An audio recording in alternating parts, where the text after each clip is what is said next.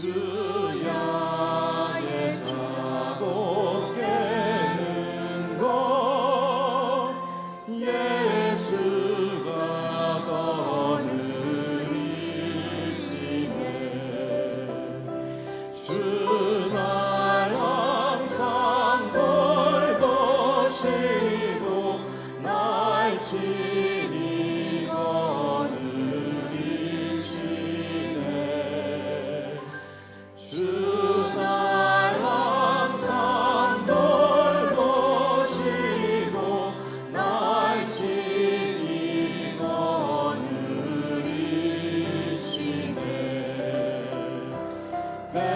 때때로 괴로움 당하며 때때로 기쁨 누리네. 북파주는 지키시고 평안히 인도하시네. 주 날 항상 돌보시고 날 친히 거느리시네. 주 날 항상 돌보시고 날 친히 거느리시네. 내 주의 손을 붙잡고 천국에 올라가겠네.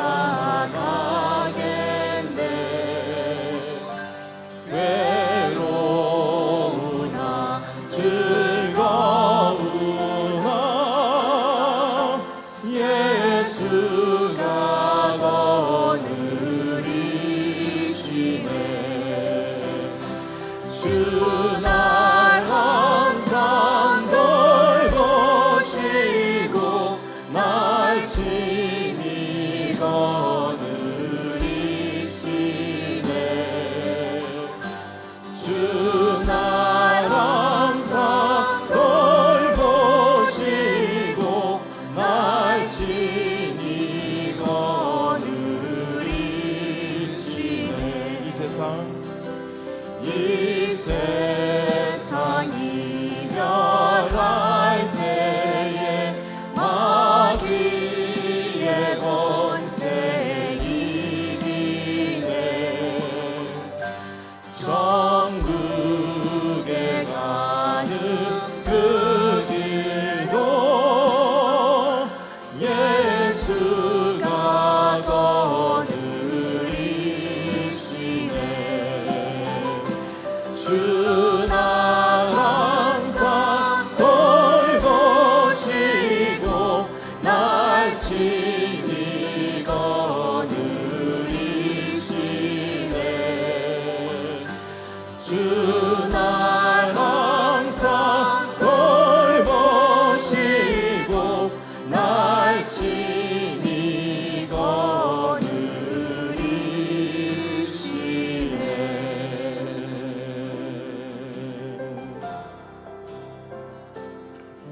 주님 말씀하시면 내가 나가리라.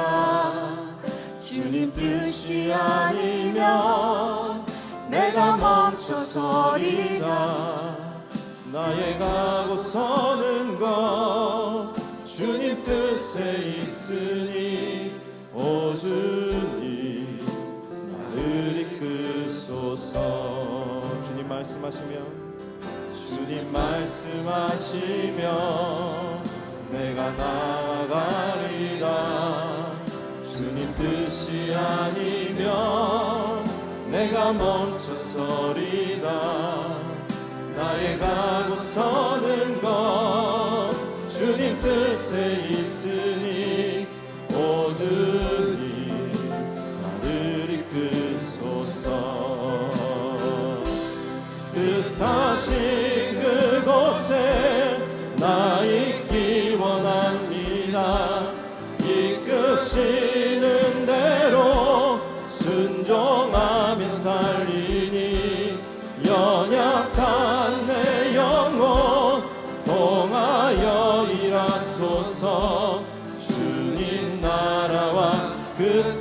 뜻을 위하여 뜻하신 그곳에 나 있기 원합니다. 이끄시는 대로 순종하며 살리니 연약한 내 영혼 통하여 일하소서. 주님 나라와 그 뜻을 위하여 오 주님 나를 이끄소서. 주님 말씀하시며 내가 나아가리다. 주님 뜻이 아니면 내가 멈춰서리다. 나의 가고 서는 것 주님 뜻에 있으니 오 주님 나를 이끄소서. 뜻하신 그곳에 나 있기 원합니다. 이끄시는 대로 순종하며 살리니 연약한 내 영혼 통하여 일하소서. 주님 나라와 그 뜻을 위하여 뜻하신 그곳에 나 있기 원합니다. 이끄시는 대로 순종하며 살리니 연약한 내 영혼 통하여 일하소서. 주님 나라와 그 뜻을 위하여 다시 한 번 더 고백합니다. 뜻하신 그곳에 나 있기 원합니다. 이끄시는 대로 순종하며 살리니 연약한 내 영혼 통하여 일하소서. 주님 나라와 그 뜻을 위하여 뜻하신 그곳에 나 있기 원합니다. 이끄시는 대로 순종하며 살리니 연약한 내 영혼 통하여 일하소서. 주님 나라와 그 뜻을 위하여 오 주님 나를 이끄소서. 큰 영화로신 주 이곳에 오셔서 이 모인 자들로 주 백성 삼으사 그 중에 항상 계시고 그 중에 항상 계시고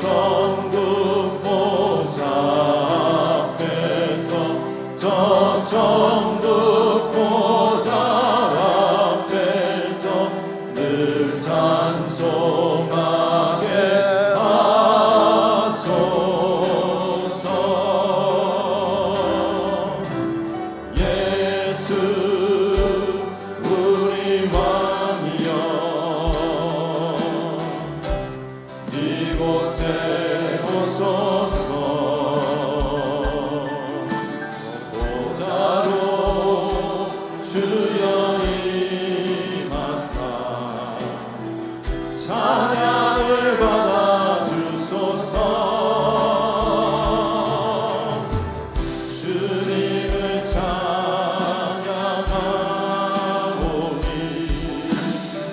주님을 가운데하오니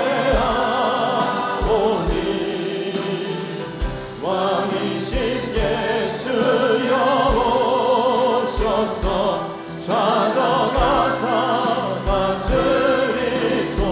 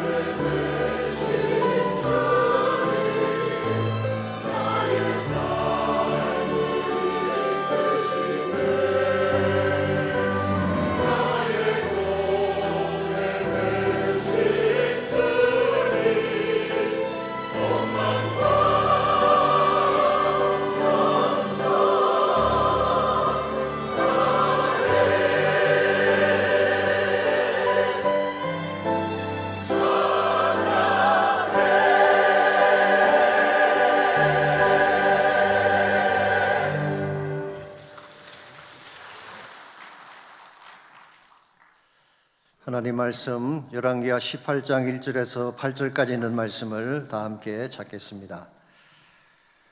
열왕기하 18장 1절에서 8절까지 처하신 줄 알고 한 절씩 교독합니다.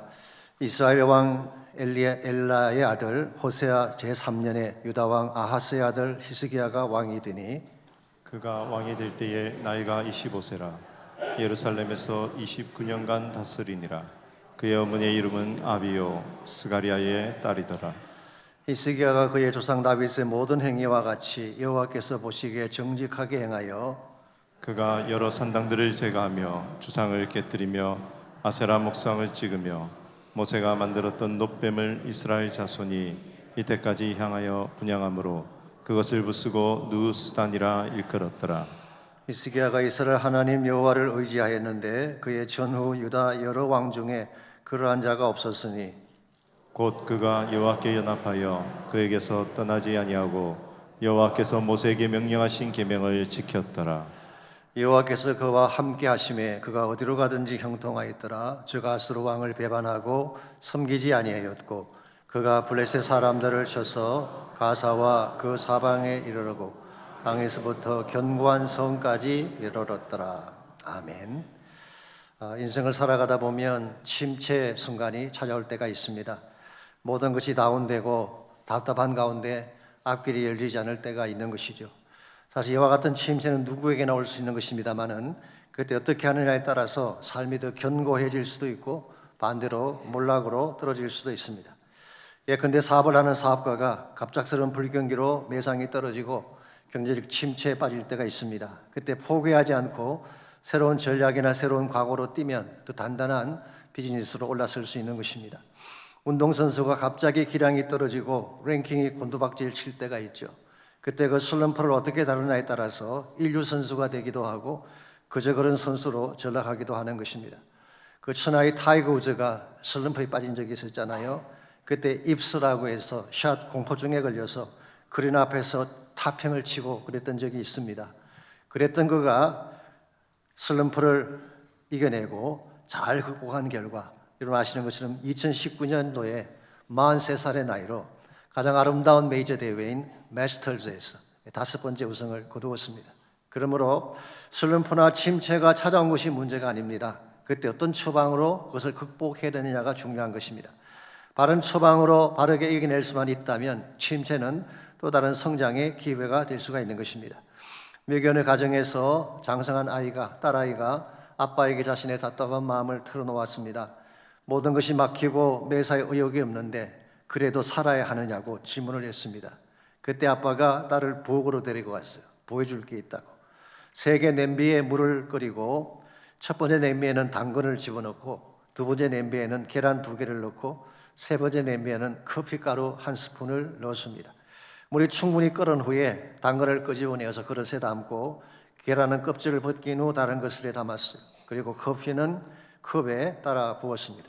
그리고 딸에게 물었어요. 이걸 보고 무엇인가 깨달은 바가 없느냐? 그랬더니 딸은 모르겠대요. 아빠가 설명해 달라고 했습니다. 그래서 아빠가 설명을 했습니다. 이 3가지 재료는 우리가 어려움을 당했을 때 보일 반응을 힌트하고 있는 것이란다. 당근은 보기에는 단단해 보이지만 뜨거운 물 속에서 금방 허물허물해져 버렸고 계란은 약해 보였지만 물이 끓을수록 더 단단해졌다. 그런데 커피는 그 물이라는 문제를 아예 더 향기롭고 새맛이 나는 축복된 작품으로 만들지 않았느냐. 인생도 마찬가지다. 시련 속에 던져졌을 때 당근처럼 허물어질 수도 있고 혹은 계란처럼 단단해질 수도 있겠지만 커피처럼 오히려 더 향기 나는 작품을 만들어낼 수도 있는 거야. 참 아름다운 그런 충고이죠. 우리 인생이 항상 순적하게 잘 풀리면 좋겠지만 사실은 그렇지가 않습니다. 모든 것이 엉키고 잘 풀리지 않아 깊은 침체 수렁에 빠질 때가 있죠. 왜 여러분의 삶 가운데도 여러 가지 많은 시련이나 침체된 상황들이 있을 것입니다. 경제적인 침체 혹은 관계성의 침체, 심지어 영적인 침체를 경험하는 분들이 계실 것입니다. 그때 우리가 어떤 처방으로 이것을 극복하냐에 따라서 여러분의 인생은 한 단계 발전할 수도 있고 한 단계 퇴보할 수도 있는 것입니다. 우리가 어떻게 하면 크리스찬으로서 침체가 왔지만 이 침체 흐름을 끊고 새로운 반전을 시도함으로 진정한 축복을 향해 나아갈 수 있을지 오늘 같이 봉독한 이 본문을 중심으로 이것을 함께 나누어 보려고 합니다. 오늘 같이 읽은 본문에 보시면 국가적인 침체에도 불구하고 새로운 회복의 반전을 시도했던 히스기야 왕에 대한 스토리가 소개가 되어 있습니다. 오늘 1절 말씀 보시면 이스라엘의 왕 엘라의 아들 호세아 제3년에 유다 왕 아하스의 아들 히스기야가 왕이 되니 그랬어요. 여기 보시면 히스기야의 아버지가 소개되어 있는데 아버지가 누구였나요? 아하스 왕이었습니다. 아하스는 지난번 소개해드린 것처럼 유다 역사상 가장 최악의 나쁜 왕이었죠. 모든 이방 신들, 우상, 주상, 목상을 다 끌어들인 왕입니다. 바알을 숨기고 심지어 자식을 불태워 죽이는 몰록 제사까지 드렸던 사악한 왕이었습니다. 더구나 성전의 기구들을 회파하고 나중에 아예 성전문을 잠궈버림으로 성전을 폐쇄했던 왕이 아하스였습니다. 그 결과 유다 왕국 역사상 최악의 영적인 침체에 빠지게 되죠. 성전문은 닫혔고 모든 절기는 폐지가 되고 그들이 의지했던 아수르는 오히려 그들을 삼키려고 위협하는 상황. 이런 상황에서 백성들의 사기는 땅에 떨어질 대로 떨어지고 두려움과 절망감과 미래에 대한 불안정성 때문에 총체적 침체 가운데 빠지게 된 것입니다. 바로 이와 같은 때에 등장한 인물이 히스기야였습니다. 2절과 3절을 보면 그의 통치 사역과 평가를 이렇게 소개하고 있습니다. 2절, 그가 왕이 될 때 나이가 25세라 예루살렘에서 29년간 다스리니라. 그의 어머니의 이름은 아비오 스가리아의 딸이더라. 히스기야가 그의 조상 다윗의 모든 행위와 같이 여호와께서 보시기에 정직하게 행하였다고 했습니다. 히스기야가 왕이 올랐을 때 25세의 나이에 올랐습니다. 그리고 29년간을 통치했는데 그 평가가 어땠나요? 조상 다윗의 모든 행위와 같이 여호와 보시기에 정직히 행하였다. 이것은 유대 왕들을 평가할 때의 최상의 평가를 말하는 것입니다. 최악의 사악한 아버지에게서 최상의 선한 왕이 나갔다는 것 자체가 역사적 반전이 아니고 무엇이겠습니까? 실제로 4절 말씀 보시면은 히스기야는 최악의 상황에서 무슨 일을 했는지가 4절에 기록이 되어 있습니다. 그가 여러 산당들을 제거하며 주상을 깨뜨리며 아세라 목상을 찍으며 모세가 만들었던 놋뱀을 이스라엘 자손이 이때까지 향하여 분향함으로 그것을 부수고 느후스란이라 일컬었더라. 여기 보시게 되면 산당을 제거했습니다. 지금까지 어떤 왕도 하지 못했던 일을 히스기야가 행한 것이죠. 주상과 목상을 깨뜨리고 심지어 모세가 만들었던 놋뱀까지 부숴버렸습니다. 역대하 29장에서 31장까지를 보게 되면 그는 성전을 다시 열고 제사를 회복했어요. 그리고 한동안 중단됐던 유월절을 다시 지키기 시작했습니다. 그 결과 남과 북에 있던 모든 백성들이 하나가 되어 기뻐하게 되었다는 내용이 기록이 되어 있습니다. 참으로 귀하고 아름다운 개혁이 아닐 수가 없습니다. 그 결과 7절을 보시면 여호와께서 그와 함께 하심에 그가 어디로 가든지 형통하였더라. 이게 형통이라는 단어가 나오는데요, 히브리 말로 사칼이라는 단어입니다. 많은 영어 성경이 prosper, be successful, 성공적으로 번영했다 그렇게 번역을 했어요. 이 동일한 단어가 여호수아 1장 7절과 8절에서도 사용이 됐습니다. 내가 어디로 가든지 형통하리라. 가나안 땅에 첫 발을 내리는 여호수아에게 하나님께서 지켜주신 약속의 말씀이었죠. 무엇을 하든지 누구를 만나든지 누구를 상대로 전쟁을 하든지 너는 승리할 것이다 라는 말씀하신 것입니다. 그 이유가 무엇일까요? 여호와께서 너와 함께하기 때문이라고 말씀하셨어요. 동일한 역사가 히스기야에게도 일어난 것입니다. 그렇기 때문에 그는 아수르를 배척했고 8절 말씀에 의하면 블레셋을 쳐서 견고한 성읍을 빼앗기도 했다고 했습니다. 그 결과 단순히 침체를 벗어나는 정도가 아니라 더 강해지고 더 담대해져서 새로운 축복의 장을 열게 된 것입니다. 이와 같은 것을 반전이라고 부르고 싶습니다. 지난주 설교를 통해 말씀드린 것처럼 북왕국 사마리아는 아수르에게 멸망을 합니다. 오늘 본문 10절에 보게 되면 히스기야 왕 제6년에 사마리아가 함락되었다고 기록을 하고 있습니다. 그러므로 북왕국이 망했기 때문에 남쪽 왕국 유다가 망하는 것도 시간 문제라고 모든 자들이 생각하고 있었어요. 그랬는데 히스기야는 이 모든 전망을 뒤집고 오히려 더 강한 모습으로 일어난 것입니다. 그래서 not just survive, but thrive. 단순히 생존한 정도가 아니라 번성하게 되는, 번영하게 되는 결과를 만든 것입니다. 이와 같은 것을 우리는 반전이라고 부르는 것입니다. 여러분과 저의 삶에도 이와 같은 반전이 필요합니다. 우리의 인생에도 예기치 않던 위기나 침체가 찾아올 때가 있기 때문에 그때 우리가 답답하다고 안 풀린다고 포기하면 안 되는 것입니다. 현실을 보면 절망적일 수 있겠지만 하나님과 함께 간다면 우리는 다시 일어날 수 있기 때문에 하나님은 반전을 주신 하나님이시기 때문에 이 하나님과 함께 동행하기만 하면 하나님이 여러분의 삶을 모든 불행과 절망을 뒤집어서 복이 되게 하는 것입니다. 이런 의미에서 우리가 어떤 영적 침체에 빠질지라도 하나님을 바라보아야 합니다. 그러면 하나님께서 형통의 길을 열어주셔서 여러분의 삶을 더 아름답게 복되게 만들어 주시는 것입니다. 그러므로 오늘 아침 물어야 될 질문은 이것입니다. 어떻게 하면 우리가 영적 침체를 딛고 일어나서 하나님과 함께 반전을 시도함으로 참된 축복을 향해 나아갈 수 있을지, 오늘 본문에 소개된 히스기야 왕의 케이스를 통해서 침체를 딛고 반전을 이루는 몇 가지 비결을 함께 정리해 보려고 합니다. 먼저 첫 번째로 침체를 딛고 반전을 시도하려면 장애물을 제거해야 됩니다. 영적 반전을 이루는 결정적인 요소가 하나님이잖아요. 근데 하나님께서 풀리 능력 가운데 임재하시려면 하나님과 우리 사이를 가로막고 있는 장애물이 없어야 돼요.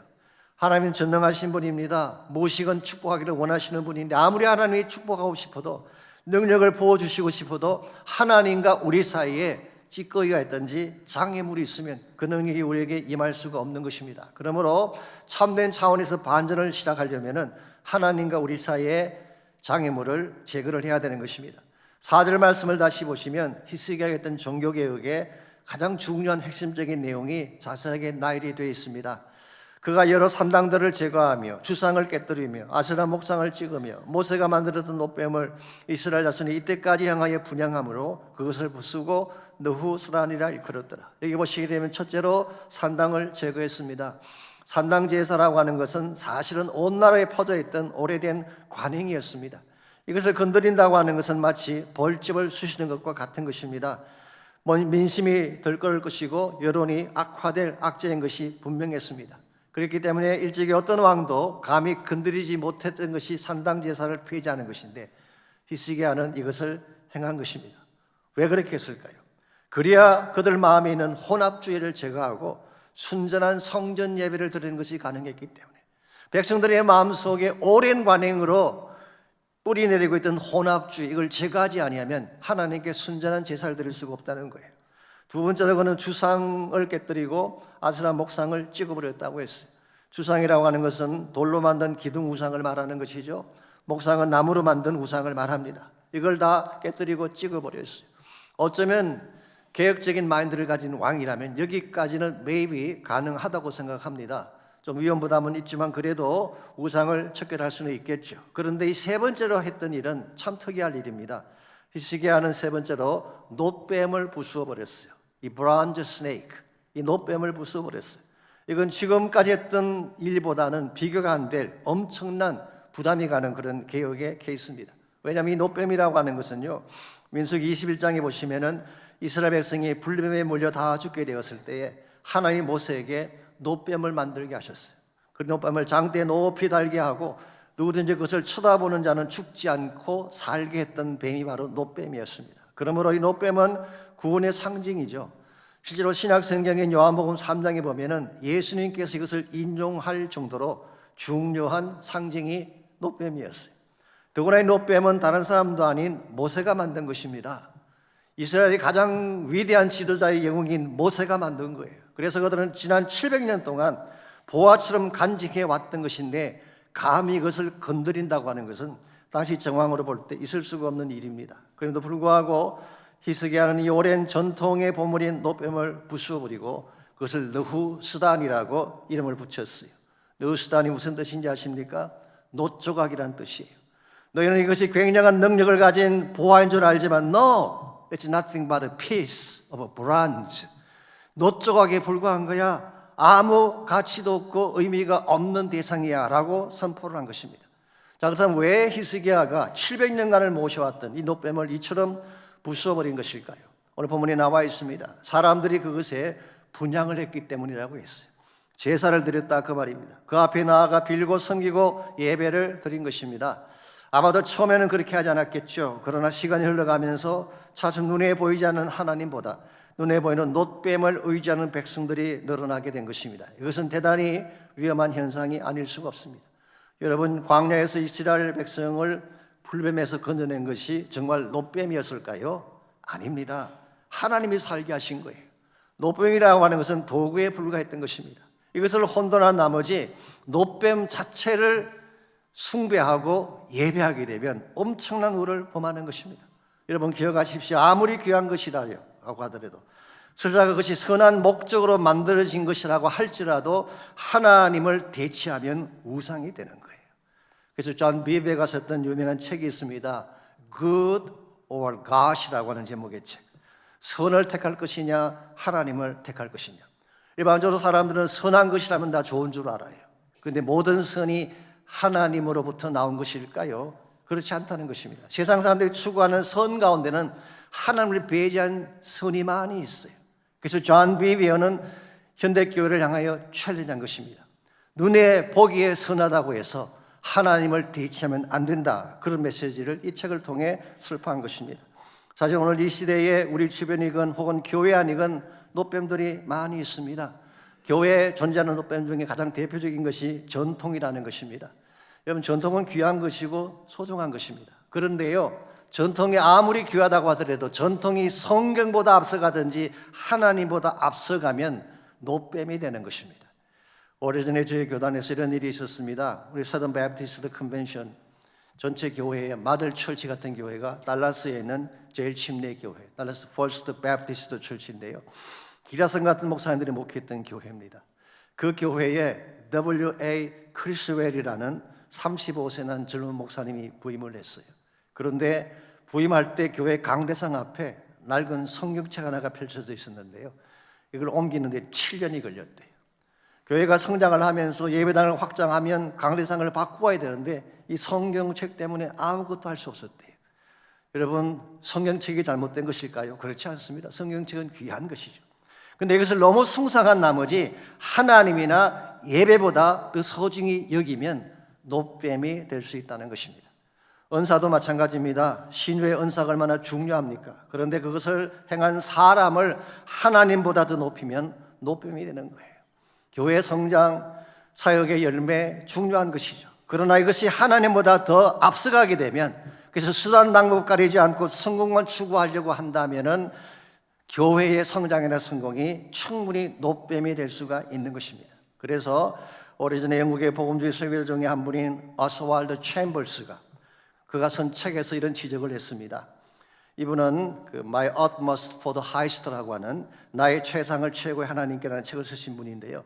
이분은 그 책 속에서 현대교회의 노뱀을 성공주의라고 지적을 했어요. 현대교회는 언제부터인가 성공이라는 이름으로 숫자를 예배하기 시작했다. 사역자들은 하나님을 예배하기보다 자신의 사역을 예배할 때가 많았다고 지적을 했어요. 정말 가슴이 찔리는 그런 지적이 아닐 수가 없습니다. 그러나 우리가 기억해야 될 중요한 사실은 이것입니다. 성공이 중요하지만, 업적이 중요하지만 성공보다도 훨씬 더 중요한 것은 하나님이에요. 하나님이 훨씬 더 소중한 것입니다. 누가복음 10장에 보시면요, 예수님께서 70인의 제자들을 파송하는 그 사건이 기록되어 있죠. 그때 그들이 사역을 한 후에 보고를 했는데요, 엄청난 보고를 했습니다. 귀신이 항복하고 뱀과 증거를 밟고 모든 능력을 제어할 힘을 우리가 경험했습니다. 이와 같이 엄청난 사역 보고를 했을 때 예수님께서 그들에게 뭐라고 말씀하셨는지 아십니까? 누가복음 10장 20절입니다. 그러나 귀신들이 너에게 항복하는 것으로 기뻐하지 말고 너희 이름이 하늘에 기록된 것으로 기뻐하라 하시니라. 무슨 말씀인지 아시겠어요? 굉장한 능력, 굉장한 파워, 굉장한 열매, 물론 귀한 것이지만 그것이 진짜 너희들의 기쁨의 이유가 아니라 하나님의 기쁨의 이유가 되어야 된다. 하나님의 자녀가 된 것, 하나님과의 관계가 더 소중한 것을 예수님께서 말씀해 주신 것입니다. 다시 말씀드리지만 사역의 열매가 잘못됐다는 거 아닙니다. 성공적인 열매가 불필요한 의미도 아닙니다. 그것이 하나님보다 앞서가게 되면 노뱀이 될 수가 있다는 거예요. 이런 면에서 우리 마음속에 혹시나 노뱀이 남아있다면 이걸 먼저 제거해야 돼요. 우리는 인식하지 못하지만 우리도 모르는 사이에 자기중심적인 교만이 우리 마음속에 노뱀 역할을 할 수가 있습니다. 마음의 욕심이나 욕망이나 자기자랑이나 세상의 우상들, 특별히 죄가 하지 아니한 죄악이 내 마음속에 잠겨져 있다면 이 장애물 때문에 하나님의 역사가 일어날 수가 없는 것입니다. 그러므로 정말 하나님의 그 파워가, 그 축복이 우리 삶 가운데 임하기를 원한다면 내 마음속에 있는 장애물을 먼저 제거해야 되는 것입니다. 두 번째로 이와 같이 하나님과 우리 사를 가로막는 일 두상임으로 제거한 후에 두 번째로 해야 될 일이 견고한 믿음을 갖는 것입니다. 하나님만을 신뢰하는 믿음이 있어야지 우리는 침체를 딛고 반전을 이룰 수가 있습니다. 5절 말씀 보겠습니다. 히스기야가 이스라엘 하나님 여호와를 의지하였는데 그의 전후 유다 여러 왕 중에 그러한 자가 없었으니 그래서 이게 의지하였다는 표현이 나오는데 이것은 그냥 믿었다는 뜻이 아닙니다. 모든 것을 신뢰하고 맡겼다 그런 뜻입니다. 확대 영어 성경이라고 있습니다. Amplified Bible이라고 있는데요. 그 성경 이렇게 이 본문을 번역을 해놓아요. Hezekiah trusted in and relied confidently on the Lord. 히스기야는 하나님을 fully trust in 했고 그 하나님에게 확신을 가지고 모든 것을 맡겼다 그렇게 번역을 해놓았습니다. 그러므로 여기서 의지했다는 이 말 사실 히브리 말로 바타라는 말인데요. 루트 미닝이 재미있습니다. careless, 케어하지 않는다 그런 의미를 가지고 있어요. 전혀 개의치 않는다 그런 의미. 우리가 흔히 쓰는 표현으로 바꾼다면 눈에 뵈는 게 없다 그런 의미를 가지고 있어요. 정말 바른 믿음을 갖게 되면요 하나님 외에는 다른 게 보이지 않아야 돼요. 그게 바타라는 단어가 의미하는 것입니다. 사실 이것이 진실의 사랑의 특징이기도 하죠. 정말 사랑에 빠지게 되면 다른 어떤 사람도 눈에 들어오지 않아야 됩니다. 오직 한 분 와이프만 눈에 들어와야지 견고한 관계가 되는 것입니다. 그런데 결혼한 후에 미스 김도 눈에 들어오고 미스 리도 눈에 어렁거리면 장차 다가올 고초가 심각해지는 것입니다. 이런 면에서 우리가 하나님 관계도 마찬가지인데요. 하나님 한 분 외에는 다른 것이 보이지 않아야 돼요. 하나님 한 분 외에는 누구도 케어하지 않는 믿음. 이게 바로 견고하고 바른 믿음인 것입니다. 오늘 본문에 나오는 히스기야가 그런 케이스였어요. 솔직히 객관적으로 말씀드리자면 그의 종교개혁은 무모한 개혁이었습니다. 그 오랜 전통을 다 타파하고 우상을 파괴하고 정말 굉장한 위험 부담이 있는 그런 개혁을 시작했죠. 분명히 어렵고 위험한 것임을 알면서도 왜 히스기야가 이런 개혁을 했을까요?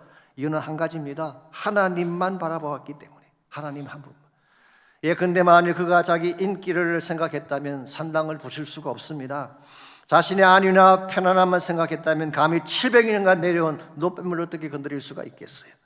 더구나 나라의 안정을 생각한다면 어떻게 아수르를 배척할 수가 있겠습니까? 실제로 이것 때문에 나중에 고초를 겪긴 합니다만은 그러나 히스기야는 그것마저도 he doesn't care. 아수르의 위협도 전혀 고려하지 않았습니다. 이유가 뭔지 아십니까?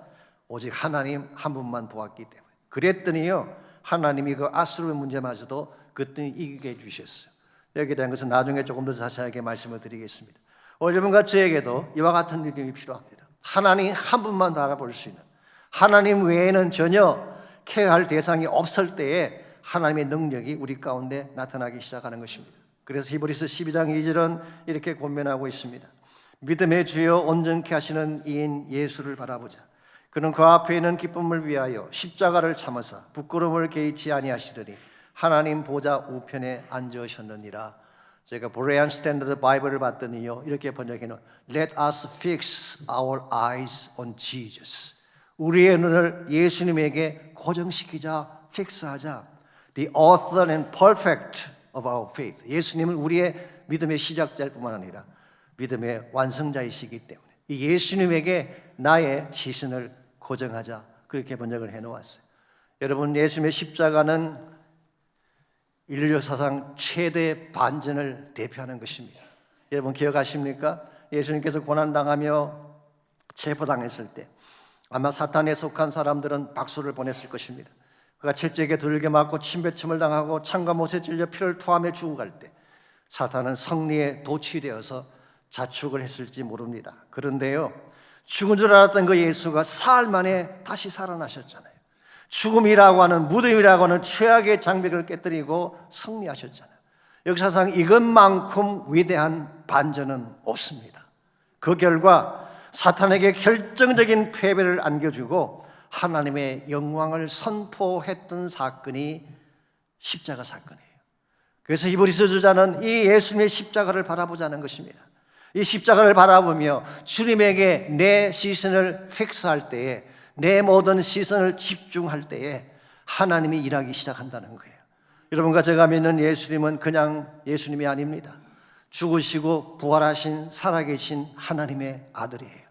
우리 심령 속에 지금 그분이 와 계신 거예요. 나의 마음 속에 내가 아무리 처참한 지경까지 내려가더라도, 내 인생이 아무리 최악의 수렁에 빠질지라도 내 안에 계신 하나님은 죽으시고 부활하신 예수 그리스도예요. 이 하나님을 바라볼 때에, 이 하나님에게 나의 손을 내밀어서 그분을 붙잡을 때에 어떤 침체도 이겨낼 수 있고 어떤 상황에서도 승리를 선포할 수가 있는 것입니다. 이런 의미에서 우리 삶 속에 아무리 침체가 몰려오고 절망의 사건이 몰려와도 그것을 이겨내려면 1차적으로는 하나님과 우리 사이에 막힌 것이 없어야 돼요.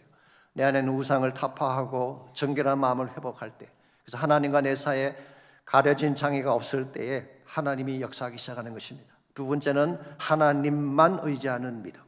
내게 능력 주시는 자 안에서 모든 것을 할 수 있다는 이 한 가지 믿음을 가지고 하나님을 향하여 나갈 때에 모든 침체를 딛고 일어설 수가 있는 것입니다. 마지막 세 번째로, 침체를 듣고 반전을 시도하려면 하나님과 철저하게 동행해야 됩니다. 철저한 동행이 있을 때에 우리가 승리할 수 있는 것입니다. 지속적이면서도 떨어지지 않는 하나님의 동행, 이것이 우리를 끝까지 붙드는 원동력이 되기 때문입니다. 6절 말씀 보겠습니다. 그가 여호와께 연합하여 그에게서 떠나지 아니하고 여호와께서 모세에게 명령하신 계명을 지켰더라. 여기 연합하여라는 단어가 나오는데요, 히브리 말로 다바크라고 하는 단어입니다. 다바크라고 하는 단어. 이 단어가 가진 원래면은 stick together 혹은 cleave라고 번역을 한, 킹제임스 버전은 그렇게 번역을 했어요. 딱 붙는다, 떨어지지 않는다, 내일 본다처럼 한 번 붙으면 안 떨어진다, 그런 의미를 갖고 있어요. 이 단어, 이 동일한 단어가 창세기 2장 24절에서 사용이 됐습니다. 남자가 부모를 떠나 그 아내와 연합하여 둘이 한 몸을 이룰지라. cleave unto his wife. 그의 아내와 연합하여 할 때 다바크가 사용이 됐습니다. 그러므로 이 단어는 사랑으로 한 몸 된 관계, the most intimate relationship을 상징하는 것입니다. 히스기야와 하나님과의 관계가 이런 관계였다는 거예요.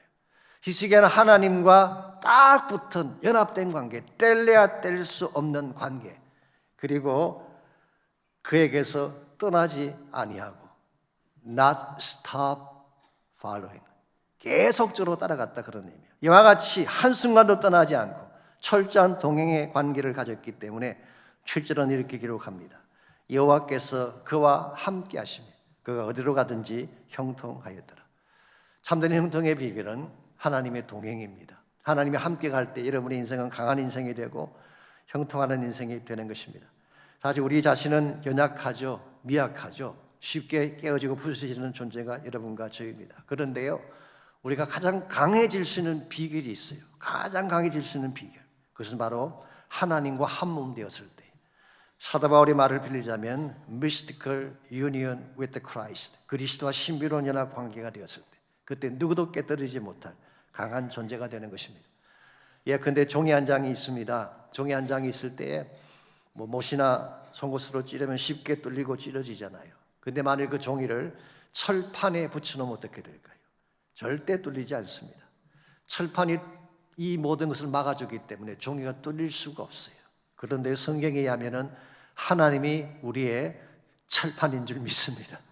무엇으로도 뚫을 수 없고 깨뜨릴 수 없는 철판이신 하나님이 우리 하나님이 되신다면 어떤 환난이, 어떤 시련이, 어떤 악한 자의 공격이 우리를 깨뜨릴 수가 있겠어요. 이런 의미에서 무슨 일이 생기더라도 그분과 함께 동행하시기를 바랍니다.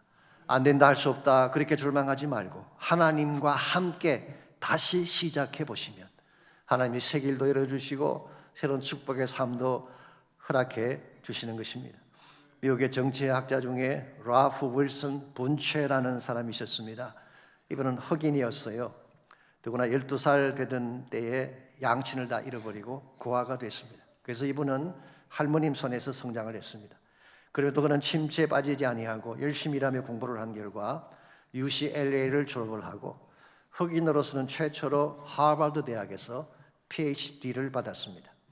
그리고 흑인으로서는 최초로 UN 창설에 참여를 하고 1950년도에는 흑인으로서는 최초로 노벨상을 받았습니다. 어떻게 그 열악한 환경 속에 지치는 위대한 열매를 맺는 것이 가능했을까요? 신앙이 너무나 좋았던 할머니 손에서 자랐기 때문입니다. 그 할머니는 라프가 힘들어할 때마다 이렇게 말씀을 해주셨대요.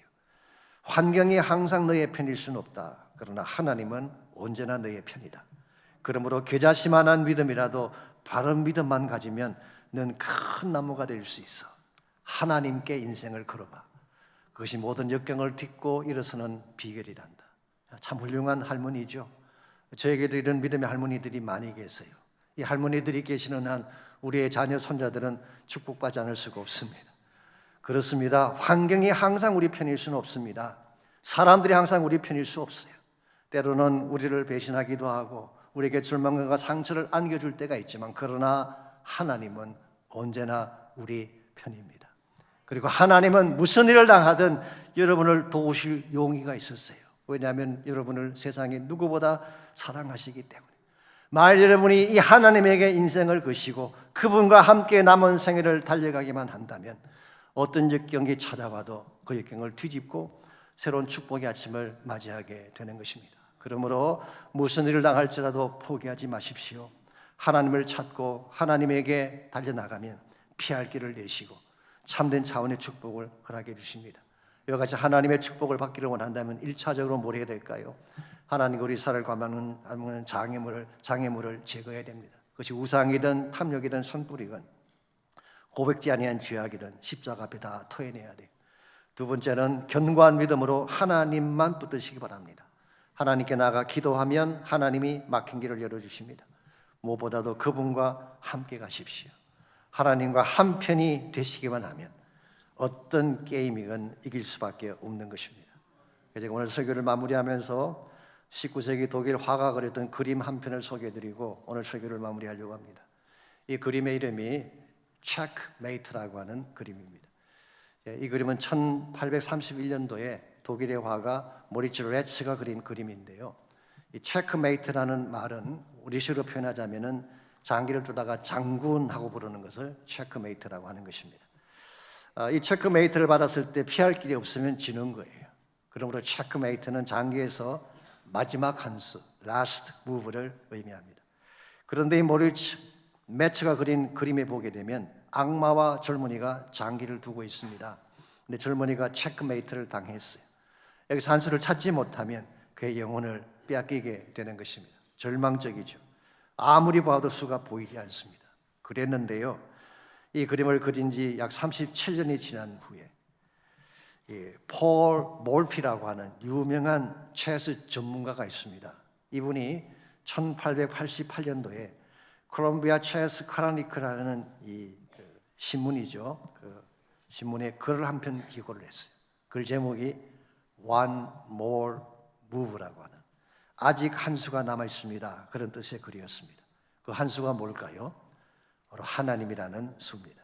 그래서 그림에서 젊은이들을 내려다보고 있는 천사가 사실 그것을 암시를 하고 있죠.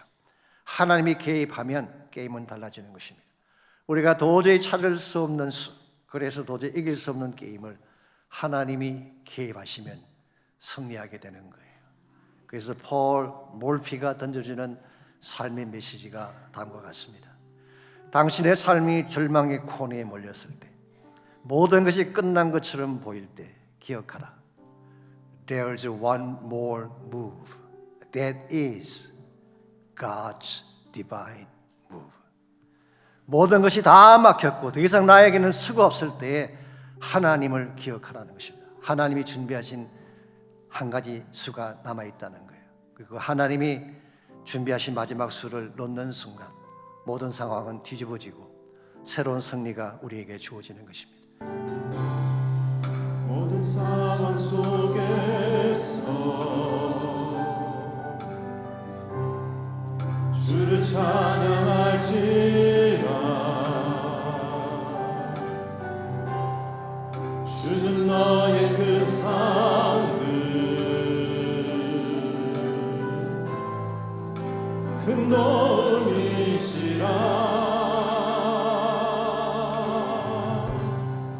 주의 얼굴 구할 때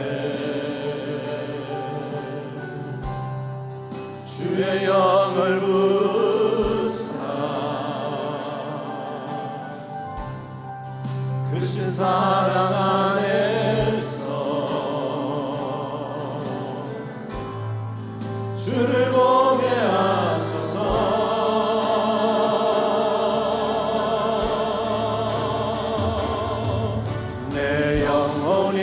확정되고 확정되어 싸우니 믿음에 눈들어 주를 바라봅니다. 내 영혼이 확정되고 확정되어 싸우니 믿음에 눈들어 주를 바라봅니다. 우리 다 일어나셔서 다시 한번 고백합니다. 모든 상황 속에서 모든 상황 속에서 주를 찬양할지라. 주는 너의 큰 사랑을 큰 도움이시라. 주의 얼굴 구할 때 주의 영을 부사 크신 사랑 안에서 주를 보게 하소서.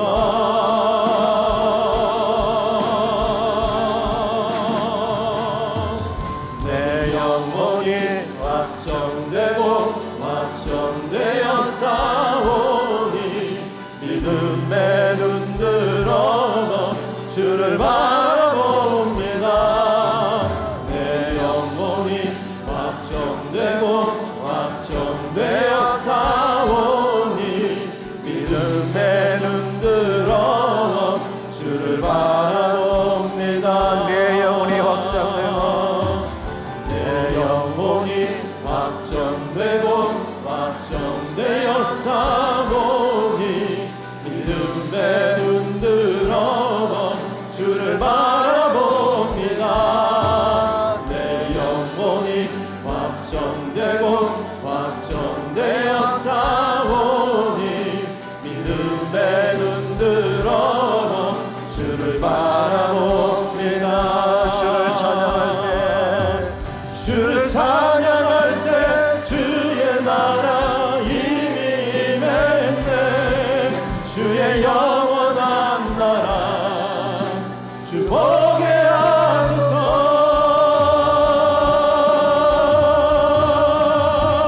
하소서. 내 영혼이 확정되고 확정되어 싸우니 믿음에 눈들어 주를 바라봅니다. 내 영혼이 확정되고 확정되어 싸우니 믿음에 눈들어 주를 바라봅니다. 하나님 감사합니다. 모든 상황 속에서도 승리할 수 있는 은혜를 베풀어 주시니 감사합니다. 사랑하는 주의 백성들 가운데에 침체에 빠졌거나 절망의 수렁에 빠져 있거나 아무리 몸부림치고 해서도 빠져나오지 못할 우리 난관에 처한 분이 혹시 계신다면 이 아침 믿음의 손을 하나님께 내밀게 하시고 주의 능력의 손 붙잡고 그 침체에서 벗어날 뿐만 아니라 하나님이 예배하신 그 놀라운 차원의 축복을 향해 나아갈 수 있는 아름다운 주의 나라 백성, 하나님의 백성들 다 되게 하여 주시옵소서. 이제는 우리 구주 예수 그리스도의 은혜와 하나님 아버지의 무한하신 사랑과 성령님의 충만한 임재하심이 예배를 마치고 돌아가는 모든 성도 한 분 한 분에게 그들의 가정과 삶의 터전과 자녀들과 자손들 위해 이제로부터 항상 함께 하시기를 예수님의 이름으로 간절히 축원하옵나이다. 아멘.